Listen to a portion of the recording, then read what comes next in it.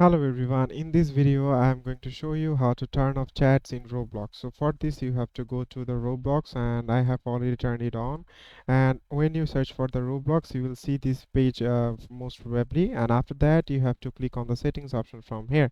And when you are in the settings option you have to choose the settings option from here, and again you have to choose the privacy and content restrictions. Then you have to click on the communication, then you have to click on the experience chat. And here in the experience chat you have to choose the no one option to make sure that the chat is turned off. Many parents have that issue that childs don't that their child using chat too much, so many parents want to turn off the chat in Roblox. That's why for parents it's most likely the most important or the most beneficial way to turn off the chat. And after that what you can do is get back to that page, and here you will get the option of microphone.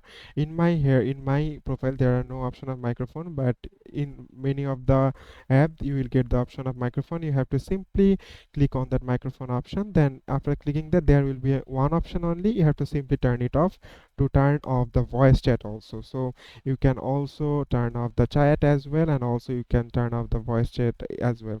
So it's all about the safety and security about the childs that the parents usually thought.